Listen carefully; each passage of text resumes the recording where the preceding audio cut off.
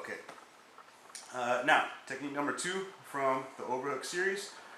Again, these entries, I'm going to show you different entries. They're all interchangeable, right? The entry doesn't have to match with the finish I show.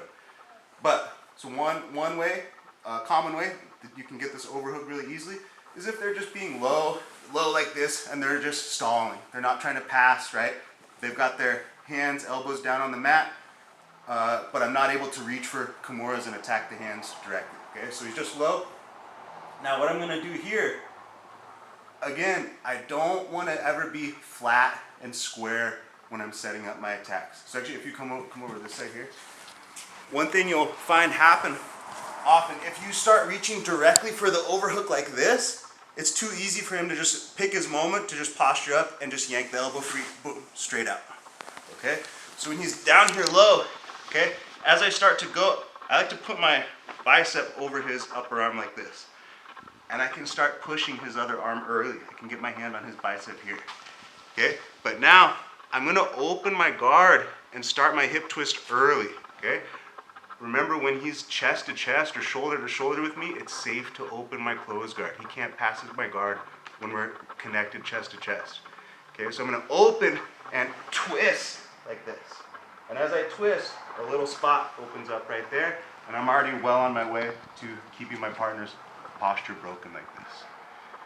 Now remember, I need to be constantly threatening my opponent.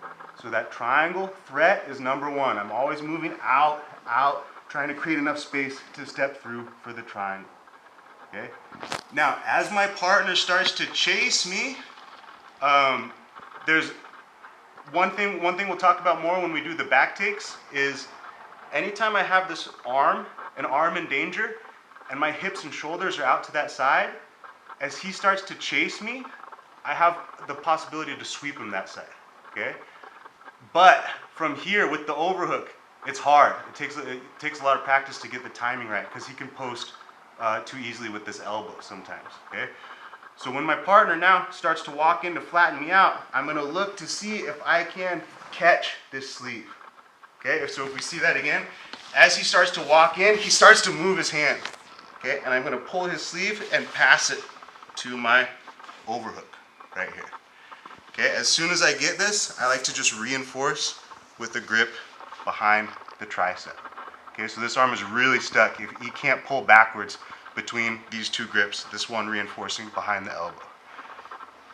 Now what I want is to get my foot in as a butterfly hook. Okay, so as I keep working my hips out, there's going to be a little space right here where my toes can go in. Okay, once I have this, my top foot is working just like a regular butterfly hook sweep. My bottom foot initially is like a scissor sweep, blocking his knee. Okay, and I can hook sweep my partner over and go directly on top towards the mount. Okay, he might catch my foot here if I'm not quick and free it, but you'll get your sweep. Okay, now a couple little variations or things that can go wrong here. So in this case, just practicing a different entry. Remember, I'm going to come over my partner's arm and push on this arm. Hip twist, and a nice space opens up automatically right there at the shoulder. Okay? From here, you don't try to set this up directly, right? Don't start going and tugging on this. Okay? You're always moving your hips out looking for the triangle. You make him chase you. As he chases you, his hand comes off the mat, you pull it in. Pass it off, control the tricep. Okay? Now, one thing people can do to make it hard to get this butterfly hook in is to step up this leg. Okay, close to your hips. So from here, what I need to do is I'm going to drape my thigh over my partner's thigh, and I'm going to do my hip twist again. What makes this so hard, okay, is that he's kind of covering my hips when he steps this direction. So sometimes it's still hard to twist my hips out. What I need to do is start to get on my shoulder. Okay, and when I get on my shoulder, I'm tucking this elbow on the sleeve grip arm, I'm tucking it underneath me.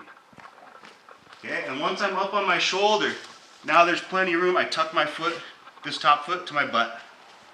Okay, and then as I fall back down, the butterfly hook is in automatically. Okay, same deal. Block my partner's leg, sweep over, try to clear my foot if I can. Okay.